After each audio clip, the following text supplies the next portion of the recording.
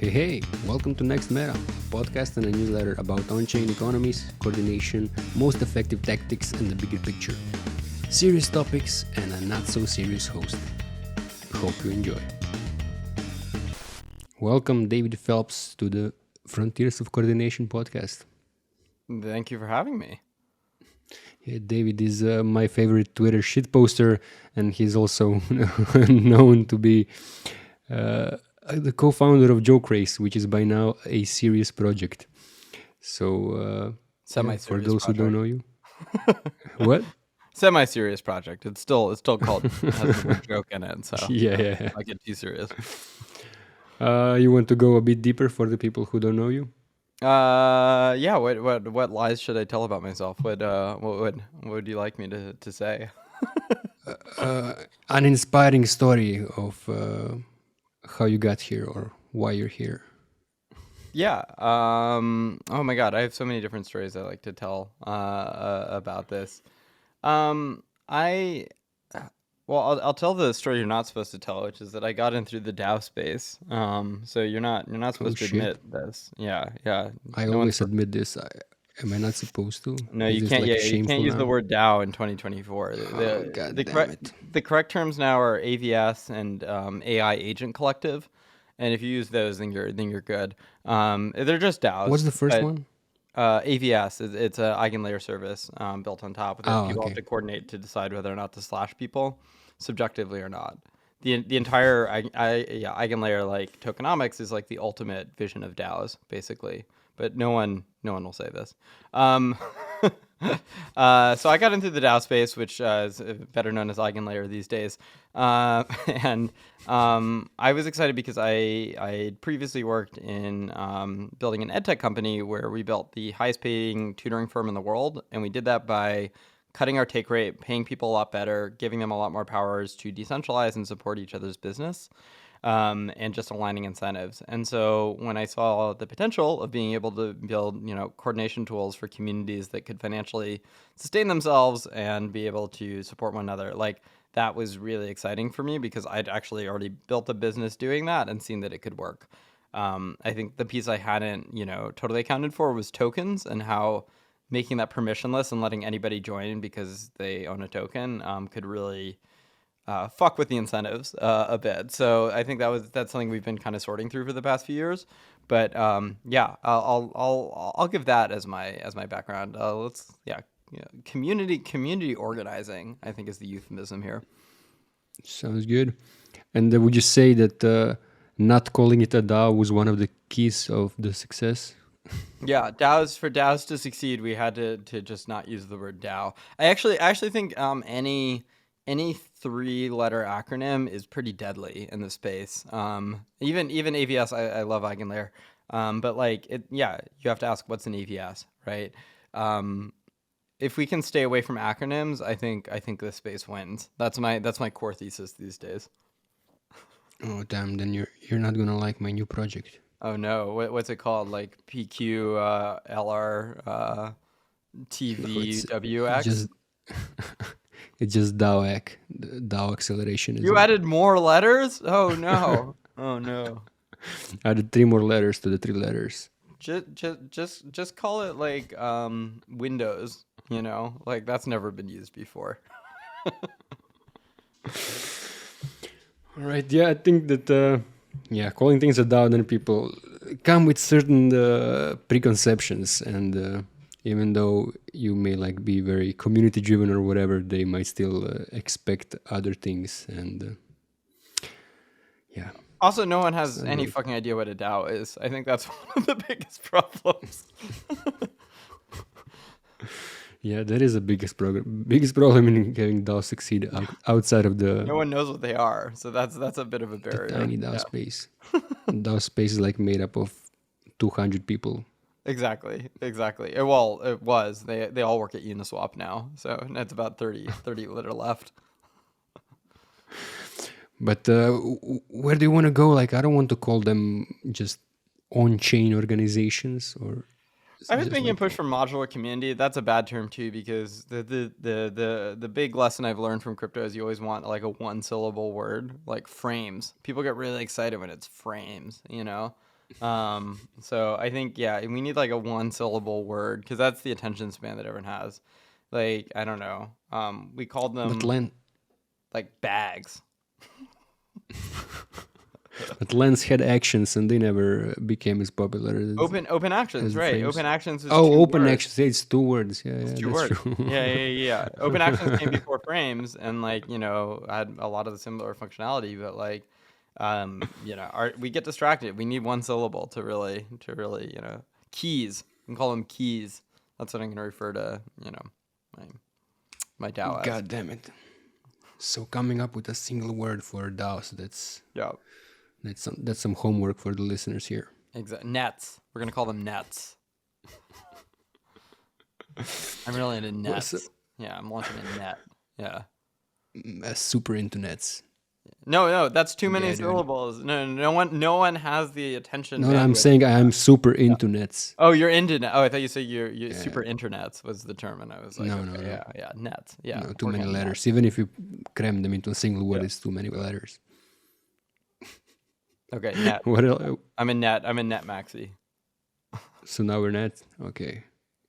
You had questions? There were questions that I was supposed to ask. These were the best questions that I ever came up for Okay, a yeah, podcast. great. What else is on your mind lately? So I am. I guess I didn't mention this. I'm co-founder of JokeRace. We are on-chain contest protocol, for people to create contests. And so there's a lot of cool things that you can do with this. So a lot of my focus these days is actually thinking about businesses that could be built on us. For people who want to build game shows or prediction markets or citizens journalism bounty platforms, or to build an on-chain product hunt. Like all of these things are enabled by contests, which is just people competing to try to win. So that's where I would say a lot of my focus is. That makes complete sense.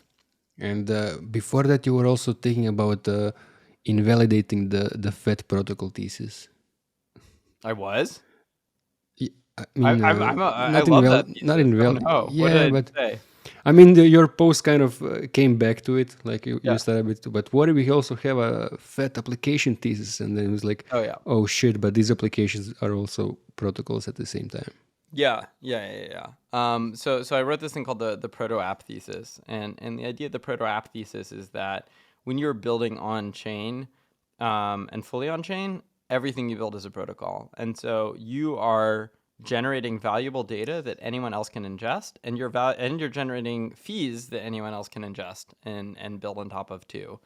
And so then the game is, okay, if I'm building an app that anyone else can build on top of, which was not possible in Web 2. It's like having a fully open API, right?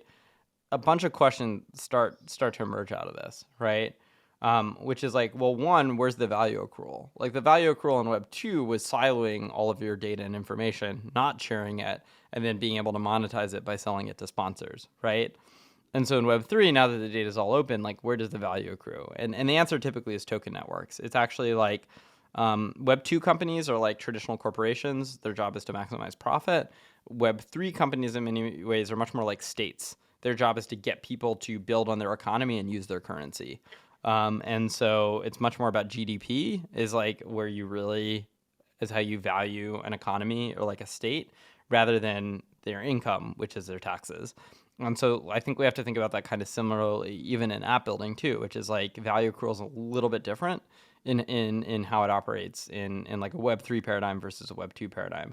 The other question is like, what is incentivizing people to build on you?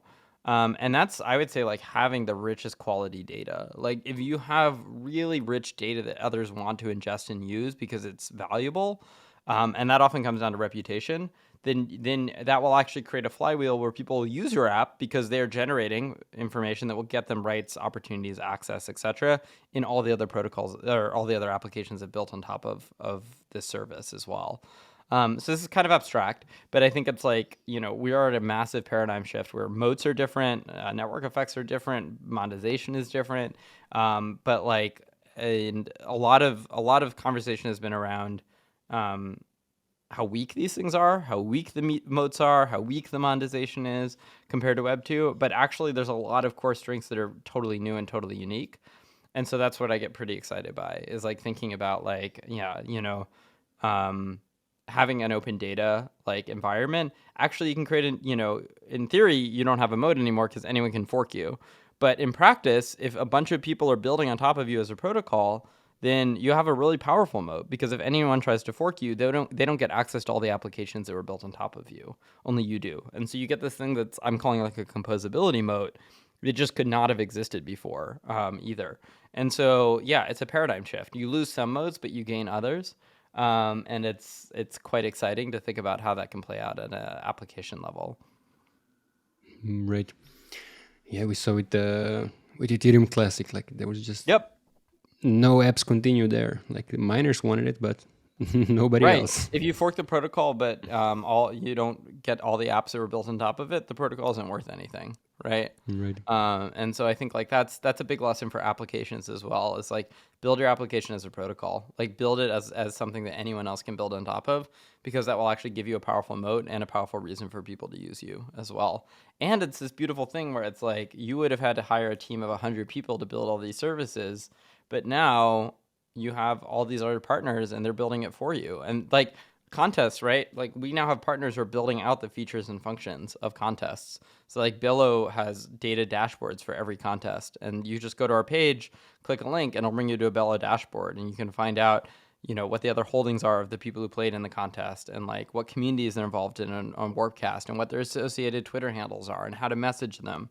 And it just gives you this rich insight. Because Bello is able to ingest our data and use it, and we don't have to build that ourselves. Like that's not what our product is, and that's not how we monetize. So we can just send people there, and now we have this kind of like new kind of moat where we're linked with Bello in this really powerful way. Right. And so is building this moat and the Fed protocol trees, are those like the main reasons that you're kind of protocolizing Joke, or was it kind of like a natural evolution? Yeah, I mean, the thing is, if you're building on chain, you are protocolizing whether you want to or not. Like, all of the data is out there for other people to use. And the question is, do you embrace that or not? Do you embrace the fact that others can build on top of your data? And so my answer is, yeah, definitely embrace it. Like, that's a huge unlock for everything you're doing. It's a lot less features you have to build. It's a lot more greater moat with the partnerships you get to make. And it's a win-win, because now these other services will want to use your product as well, because it feeds into them too. So yeah, I find this super exciting, just as a kind of paradigm for open data. Composability, man. Composability, motherfucker. Definitely one of my favorite parts of the whole thing. What has been like the most challenging part of building JokeRace? Yeah, good question. I would say, like, to date, we've built something that is fairly unopinionated. People can design contests however they want. They can decide who submits into a contest, who votes in a contest, what their rewards are, if any, and what the timing is, etc. And so it's almost like letting people design their own game. And some people will design that really well, and others will not. And so, like, when you build something that's totally unopinionated, it will go a lot of different directions. And so I think like part of our goal right now is actually still allowing the full customization for people to, build a contest however they want, but having some more opinionated front end rails that are really guiding people towards like templates and like go-to contests that we know are effective and will work. Like we've had people who just they only listed a few people to participate, and they could have had so many more with the rewards that they were offering, right? Or we had people who just didn't offer any incentives at all, and then they were shocked that people didn't participate. And so it's really like, I would say like the biggest challenge right now is really being able to improve the flow so that every contest is successful. Makes sense. And you started with token voting. I remember then you became pretty vocal against token voting and moved on to whitelists. Yeah, how did that go? Yeah, so the initial product was you had to mint a token and distribute it, and then we like worked a new iteration where you just didn't need any tokens at all. You could just allow list people, and when you allow list them, they can vote. And this is kind of kind of a major change. Like voting in crypto had always been done like through tokens, and that had just been, token curated registries like back in the day. Like all of this had been taken for granted that this was the way to do it. And in many ways, like token based voting is really what killed DAOs in 2021, in my opinion. Like letting rich people buy in to own a project permissionlessly means that you end up with plutocracy and the power just goes to the ultra wealthy. And those are not actually the people who will build out the project. Rich people are capital, they are not labor. And so they actually do very little for your project. And every NFT collection went through this, right? Like you saw Loot, and like Loot initially like has all these builders who like want to build games off of it, and they want to like let you collateralize your loot. And they're, again, it was the Proto App Thesis. Like they're treating this NFT collection as a protocol to build on top of. And so they're buying it up to be able to build, and then everyone gets excited because you can buy, this thing's going to be huge, all these builders are building on it. So the rich people come in, and then the VCs come in, and they buy all the NFTs from the builders. And now there's no builders there. There's only rich people. And when there's only rich people, they're not going to build out anything, right? And so then the whole thing collapses, and its own success is what kills it, because it's so expensive that actually nobody will buy it, and it's not worth anything. And it's like, Right. and this happens over and over again, right? That like you would have these token communities where they're fully permissionless to the richest, bidder. And so we do support token voting on our site. If you want, we have an API with Alchemy. So if you want to drop in a token or an NFT collection, all good. And you can let your token community vote. And like we are open to that. But we let you design it however you want. So like if you want to design it so that 10 people can vote because they're a jury, that's great. If you want to let anybody vote and then they can all like be playing games against each other, that can get really fun too. And we've been doing some fun contests with that over the past few days. So there's a lot of different ways that you can design it. But I think the idea that like, letting your richest people have the most power, that's just something that historically was debunked about 400 years ago. Like, Right. that's not even I thought we moved controversial. on. Yeah, Yeah. like we definitely decided that was not the case around like the time of the beheading of Charles the First. So like it's been a minute, and yeah, I think the space is starting to change now too, where we're realizing that's not necessarily the best paradigm for a lot of communities. Yeah. We tried going to fast forwarding to full on democracy, and I cannot say that exactly worked very well either. Like the first thing that failed was that, like, it was very hard to attract investors. We were like, oh, you want to buy these tokens, but you only get one vote. Like no matter how many tokens you buy, you will always get only one vote. Right, They didn't like right. it. They didn't like it at all. Sybil, then you start creating multiple accounts, right? Yeah, Yeah, there's all these challenges too. that's also an issue. And then like on the other side, you have the fact that like you have people who are core team and they know what the fuck is going on, and you have like the other 90% of the Yep. community who are like not active at all, but they have many opinions and they want Yep. to govern. Yep. Yeah. Yeah, all of these, right, have plagued the space. And so like, yeah, being able to have elections about, who you actually want to represent you, I think matters. And yeah, like governance is tricky because governance in many ways should be done without incentives. What we're building is quite different from governance. It's something that is like built entirely off of incentives. And ultimately like a contest is useful because who actually wins actually rarely matters. Like what matters is the fun you have in playing that game. It's like collaborating with others to try to win, to work with them. And it's like if you can build you come for the rewards but you stay for the friends, like that's a winning product. Makes sense. And yeah, I became a governance minimalist. Yeah, yeah, Uh, same. what would you say was the most fun contest that you had? Oh my gosh. Well, I did one for Kendrick versus Drake Well, I was yesterday. just Yeah, that gonna was pretty say, was fun. it Kendrick? Yeah, Kendrick versus, and it yeah, was great. Was there was no like if I'd been seriously trying to build a business out of this, I would have done something where I would have been like, hey, give 10 votes to Kendrick, which is like $1 or $2. Like give 10 votes to Kendrick, and I will let you mint the Kendrick meme coin, and give vote to Drake. You can mint the Drake meme coin, and this would have been fun because then like Drake is unpopular, so actually his token would be more rare, right, than the other one. Like, there's all these games that you could have played, right? Or I would pay you all out with meme coins for participating in this, right? Or I will give you credentials, or like I will build like a dating app off of this where I will connect people after 10 of these contests, based on what your shared interests are. So you can find out who are the other people in crypto who have the most common taste with you by participating in 10 of these. These all would have been like social incentives, reputational incentives, like financial incentives that I could have offered. I didn't offer any of those. I offered none. And I just said vote for Kendrick. And people spent hundreds of dollars to vote for Kendrick because they wanted the on-chain record. So that was pretty fun. That was like a couple of days ago.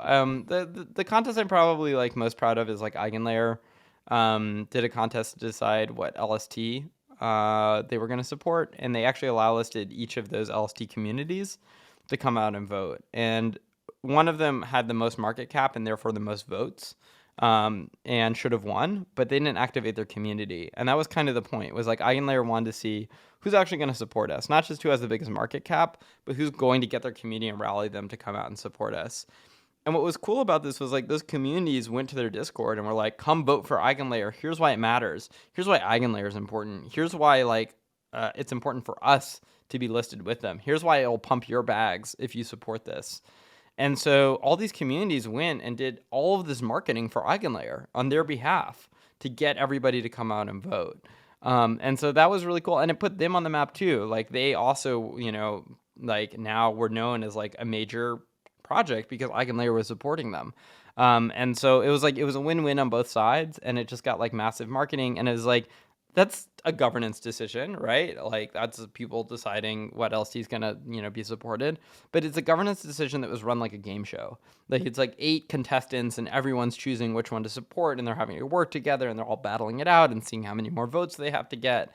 And you ended up with like close to 15,000 unique voters all participating in this. It was like 29% participation rate, which is extremely high, right? So, if you just come up with the right incentives, you can make this really fun, and you can get tons of marketing and traction too. And so, like that's a contest I'm really happy with. And yeah, also just thrilled Eigenlayer used us too. Yeah, it's super cool.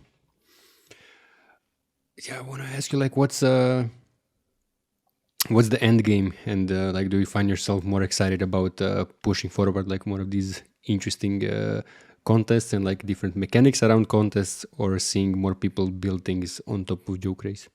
Yeah, I mean, I definitely like thinking about like entire businesses that can be built through us. DMs are open. You want to build game shows, you want to build the on-chain product hunt, right? You want to build out like, live debate shows, like all of these things, right? You can monetize using us. You want to build the prediction markets, etc. Like, so all of those things are like really, really exciting, I think. I'm really excited about AI long term, like having a front end where people can interact with AI agents to like curate what data sets that they're using, to, elect who's going to represent them for making on-chain decisions, to approve their proposals. Like all of that, I think will be really crucial. Like, I imagine 10 years from now, like if you want to invest your money, like do you let some old white guy on Wall Street, like from BlackRock, handle your money, or do you go to the AI agent who's trained on the entire history of economic data and has the best returns simulated over time? And it's like it's much more interesting to think about like how people will like want to have capital in particular managed, I think, by AI. My personal thesis, which no one agrees with me on, is like AI is way more disruptive to finance than it is to art.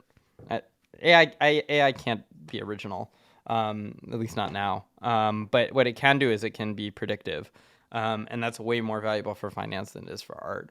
So thinking about like those kinds of use cases, that's where I get excited. I also think like that's kind of what a DAO is. It's like you have fully automated, these autonomous agents that are decentralized to act on your behalf and to be able to coordinate and slash each other as well. And so it's the DAO thesis is alive and well. It's just in a very different form than I think we were expecting it a few years ago. But like the original post, I think that Vitalik wrote about DAOs like included AI, and these days nobody's talking. I forgot that. Not That's nobody. amazing. Yeah. Yeah, like people haven't talked about that in years, and now Dr. Nick has been talking about it a lot over the past year, but I still haven't seen Oh, anybody Dr. else really Nick. go. Yeah, like he's Yeah. the first one that brought it back after years, and I still don't see enough people really talking about like AI agents in DAOs and like the AI is like making DAOs more autonomous. It's huge. It's huge, right? Yeah. And you still will need humans involved to curate, set their own values, approve, etc. And there needs to be a front end for that. So like, that's where I get really excited by the ultimate kind of vision. Yeah, I'm looking forward to a project or like multiple projects coming out of this because it's still I've seen only one like DAOs X AI project that's about helping people make decisions in DAOs, so like helping people deliberate. Yep. But I haven't seen anything that goes deeper than that. Yeah, it's gonna be exciting time. And yeah, funny enough, like you said that you mentioned your unpopular opinion, and the next question is about like if you have any other like what's your like spiciest opinion or something that most people don't agree with you on. I think the space is divided right now between an angel on our shoulder and a devil on our shoulder. And the devil on our shoulder tells us that, everything should be Ponzi's, right? And so we should just embrace pure speculation. Meme coins for the sake of meme coins. L2 tokens don't need to have utility because they can just be meme coins. People will just pump it for the sake of pumping it. And like this logic happens every time there's a bull market. This happened with altcoins in 2017. This happened in NFTs in 2021. It's happening with, meme coins now. And it's like, it's we know that this doesn't work. Financial, the analogy I keep saying is like financial incentives are like an affair. They're all consuming, they're powerful, they dominate your day, they're all you think about. And then the moment that things start going south, they're dead and they're gone. They don't last. And so, there's this one kind of like devil on our shoulder that just tells us pure speculation is the answer. And then there's this angel on our shoulder in this space. And the angel on our shoulder says, no, casino culture, that's bad. Like regulators will never approve of that if we support any sort of financial incentives. Like we need to think about the tech and what is morally good. And the angel on our shoulder is basically telling us that we should ignore financial incentives, that the people in the Philippines who need to make money and are like using these protocols to make money are not the people we should appeal to, and that we should, somehow be above all of this. And my spicy take is like I kind of think the angels are at least as bad as the devils and maybe worse. um, like neither one of these is a reasonable take in any way whatsoever. Like we know that we have the greatest financial incentives like in the history of tech. We know that financial incentives are the greatest acquisition tool there has ever been. We also know that financial incentives are very bad at retention. They only work to acquire. They don't work to retain because people move on. And so what we all should be thinking about is building social incentives that keep people involved in things and have meaningful social incentives that are fun, that are gamified, that let you build, out your own network in a way that's meaningful to you. Because that's how Web 2 won. And it's like we can't beat Web 2 by replacing social incentives with financial incentives. We have to have both. And so what I find really frustrating in the space right now is that neither one of these sides is actually talking about the real solution, which is social incentives mixed with financial incentives. And like that for me is very problematic and very short-sighted. That's a great point. Like there's definitely been this division, and although I've seen also like the regions and degens like handshake manifesto, and I've seen Right. Milwaukee like trying to bridge this divide. And I've personally been sliding more from this like anti-meme coins to the meme coin side. After hearing like all these takes about okay, so like because I was like super against like okay, but we are creating this bad reputation and perpetuating this story of like crypto being just about speculation and nothing really being here and all of this.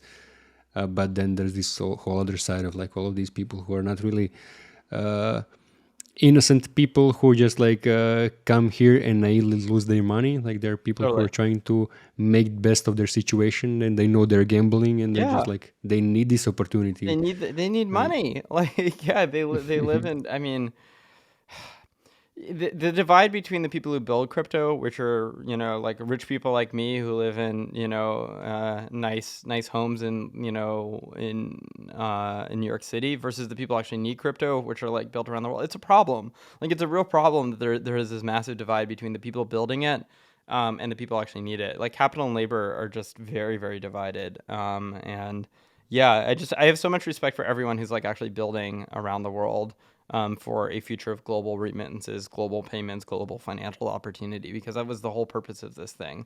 And yeah, I don't know. It's a little sad sometimes that we forget those roots.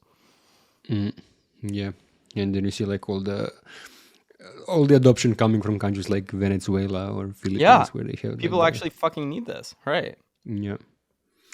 Yeah, we have a person in MetaGame who's from Venezuela, and like he's saying that like all the people who he knows that are using it are actually like using it because like their currency is going to shit and they like financial rails and all of that. Yep. Like all the actual reasons, like all the use cases that we talked about like 5 years ago, Exactly. 10 years ago. Yeah. So yeah, it's good to see that it's happening, and yeah. Meme coins are happening too, and that's completely fine because these Totally people need to gamble to move up faster. Right. I mean, look, and altcoins in 2017, NFTs in 2021, meme coins now. There will be a few of these that actually build out genuine communities and utility and outlast the bear market. And that's a big lesson. Like, there will be some that build social incentives and that build meaningful traction and community. And it's like, focus on those, because like, Right. that's where the real long-term potential is. But it won't be that many. It'll be a few. Yeah. What I kind of do like is that there's like no longer this pretense. Like I remember with ICOs, everybody was so serious with their ICOs, and then with NFTs, it was like it's art, but it's like wasn't about the art. And with meme coins, it's like all the facade is down. Like it's just meme coins. It's just Right, we're in a cynical era now. Like 2021 was really defined by idealism. It was defined by like the idea that you would have decentralized work, right? You would have DAOs, you would have crowdfunding, right? That you would have artist royalties, and then all of these things collapsed, and now everyone's like, yeah, it's just speculation. And it's nice that we're not fooling ourselves, with like highfalutin principles and self deceit, but at the same time, I miss the idealism. Like I miss remembering that there is a bigger purpose here and that there's a lot that can be done with this that's actually meaningful to the world. And I think one thing that happens is like there aren't a lot of new people entering the space right now.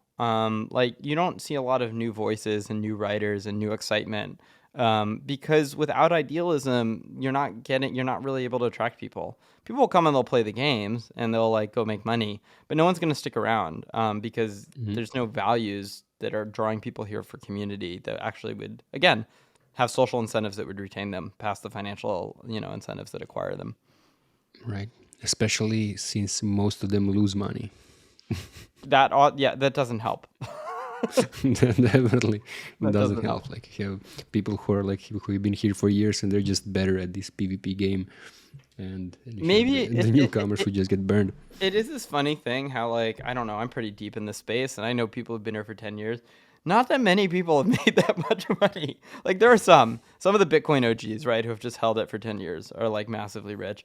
And but like most people who like make a bunch of money in crypto, it's because they were degenerate and willing to, over leverage like everything on one bet. And that's the exact same mentality that will then lead them to lose it all like a few months later. So, a lot of people who've gotten rich, but they've also gotten poor immediately after. Right. And that's pretty normal. Like the number of people who've actually like built generational sustained wealth, it's not as many as people think. Yeah, I'm starting to realize that too. Like, there's survivorship bias, and just thinking like, oh, all of this went so much up. That means there's so many millionaires, and like I know that Yeah. like I have the same amount of money that I had during this 2017 bull run, and I'm just like, Right. Exactly. like at this Exactly. point, I will be here for almost 10 years, Right. and Right. like I haven't moved up that much. Right. No, I think that's a normal story.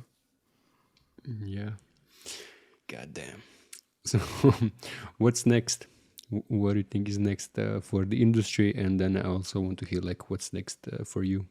I think the big, okay, so we had a major breakthrough, which is fees. Like 4844 is a game changer for the industry. I don't care anyone who says it's not. Like fees fell like 100x, and like they are no longer a barrier for people doing things. Like it is now costing you 5-10 cents. It is not costing you $5-10 or $50-100. Like this is huge. We have two other kind of UX issues I think that we're going to deal with. One is transactions per second. Just being able to have millions of people, like if you ran a game show through us and you wanted millions of people being able to vote on American Idol on chain, right? Think about what that would entail. Like there's two issues here. One is the transactions per second of getting everybody involved. And so chains like Monad, Mega ETH, I think are really exciting in being able to like actually enable that kind of scale. The other issue you'd run into is like, well, how would people do this? Like right now, they would have to go create a Coinbase account, fund it, wait a week, KYC themselves, send that money out to like a MetaMask, set up the MetaMask, then own the money there, and then fund like the wallet, and then go back and forth between like voting and the wallet. Embedded wallets have helped with the final step of that. Like embedded wallets mean that instead of having to switch back and forth between MetaMask and the app where you're voting, you can do it all in one app. But they haven't solved the problem of you having to create a Coinbase account, KYC yourself, fund it, wait a week, send it off to a MetaMask, right? Like all of that is not solved. And so like what we really need is this thing I'm calling embedded funding. And embedded funding is like you open up the app, you take out your credit card, and you like, you put some money into the app. And now every time you tap, it's just deducting that money. And that's like all happening on blockchain rails, but you don't even know that. And that for me, like that's the unlock for really being able to scale everything. Where blockchain is being used, but it's fairly behind the scenes. And like, if you want to access that and use all the powers of a blockchain, go ahead. But otherwise, like the idea that you can just tap and say vote and it deducts 10 cents, that could never have been done before. That is UX that was not possible in Web 2. Like you could not do that. And so that's magical. Like that's a whole new paradigm shift that we still haven't gotten to, right? But I think we're about a year away. And like that's the thing I'm really, really excited for, because that's the point where we no longer just have to build towards crypto native audiences. That's the point where anybody can come in and use this. Right. Yeah, being able to top up your wallet directly through the wallet. Yep. Exactly. But like I thought that like Farcaster account creation was great, like a great experience, because it didn't require crypto, you just had the credit card. Yep. But then I also heard people complain about it, that it sucked specifically because it required the credit card, and one of the people was from Venezuela who just like couldn't get doesn't have a card to pay, and like he's paying all of his stuff over the internet with crypto directly. Yep. And the other person just like didn't want to semi KYC by like putting in all of their details. Totally. Like, and that's interesting. and Like we were that's why super having an like alternative is important, right? Like having both. Do you want to fund this by credit Yeah. card, or do you want to fund this by crypto? Like take your pick, right? Yeah. I wouldn't have expected, but like they made a good case, and I'm like, interesting. they're because right. like a few years ago we were thinking like, okay, this would solve all of the UX problems, and now people are complaining that there is bad UX and that original crypto UX is actually better. So that's interesting. And then transaction costs going down, is that actually bullish for token prices? We had Vinay Gupta on the community call a while ago, and he was like, I'm going to say something that nobody's going to like, which is that all of these blockchain tokens are going to zero because the prices of transactions will go to zero for adoption to happen. No, I totally disagree with that take. The idea that like the token's only valuable if it's a expensive network that no one wants to use is like kind of crazy to me. Like the model I would use is like a Web 2 company is like built, right? Like is built like a traditional corporation to monetize. And so we're all locked in this mode of like, oh, we need to build for profit. But blockchains are much more like states. Like a state is like an economy where anybody can build on top by using the currency backed by the laws of that state. And that's exactly what a blockchain is. Like a blockchain is saying, while you're here, you're paying within the native currency of the economy, and it is backed by our laws, which are smart contracts that enable you to ensure that your transactions will go through. It's the exact same thing as a state. And you start thinking about blockchains as states, and it's like, okay, well now like the value of the US dollar is not based on the profit that the American government had. It's not based on the amount of taxes that they brought in. The value of the US dollar is based on the GDP, right? It's based on like the activity that's built on top of it.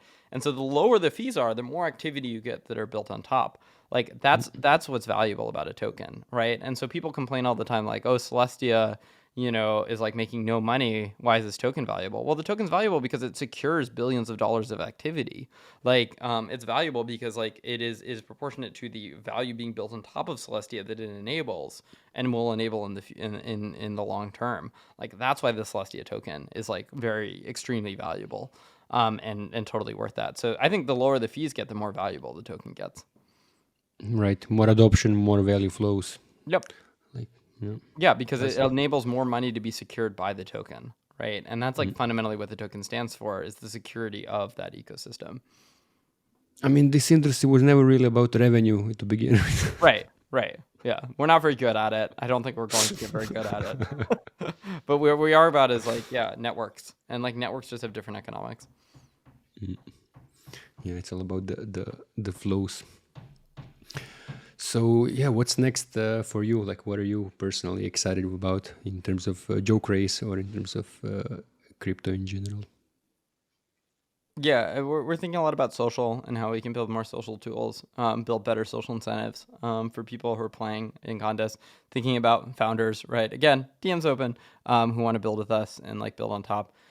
So that's where a lot of my focus is, I would say, right now, is really thinking about, again, what I'm calling the Proto App Thesis. The other thing is what I'm calling the Social App Thesis, which is like you need to build in social incentives, and like Uniswap is just a great example of this. It's like Uniswap can build a valuable protocol, but then its competitors will use that protocol. So for Uniswap to actually win, it has to win on the front end. Like that's where it can generate fees, right, and value. And so how do you get people to a front end? Well, you build social tools. That's what makes the front end sticky. And so like Uniswap is becoming a social product, right? And it's like they are focused on like wallets and naming and like, messaging. Like all of these things are really, really crucial for Uniswap because it's what connects people to the front end, which is where they can build value. So I think we're going to see a lot of that soon too. Right. Yeah, every app will become a social app, or like at least have some social components. And I hope that they will at least all use something like XMTP so that like messaging is. Oh. Yeah, I was saying that like all the apps will become social apps, or at least have parts of like social components. And like I just hope that they will all use something like XMTP so that at least it's interoperable and people can message each other across apps and not have to use 100 different apps, which I absolutely hate. Totally.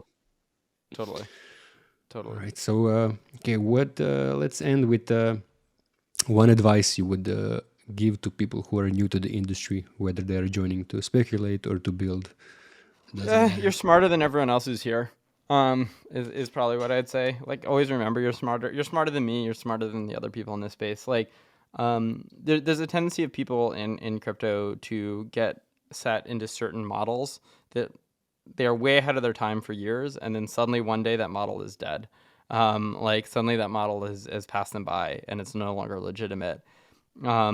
And like so many people are like stuck in their old ways, and so like being able to be fresh into the space and like see it with a fresh pair of eyes, I think is actually like one of the most valuable things you could ask for right now.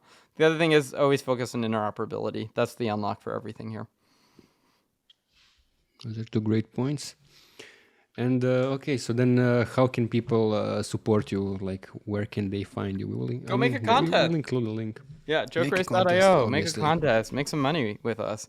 And I'm on Twitter at divine_economy. You can DM me too, and glad to be in touch. Awesome. And build shit on top of JokeRace. Build shit on top of JokeRace. Is there do you have like a post or a wiki or something that helps people understand like what are all the different things that they could build? Yeah. If you go to inspiration, I think it's docs.jokerace.io. Yeah, go to docs.jokerace.io. And then, if you go into the FAQ and you go into extensions, we list a bunch of those. There, let me find it.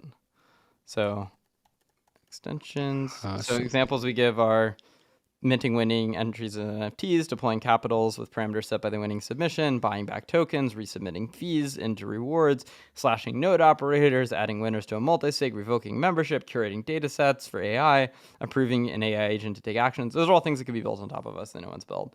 So there's lots of cool So stuff. many possibilities. Yep. Yeah.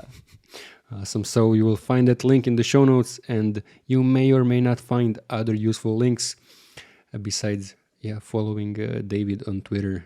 I promise you will read fun takes at least the fun Good. takes, but they have a lot of great takes too. Like I need to remember to put in the link to the Proto App Thesis, and Thanks for reading it, and thanks for engaging. I appreciate this.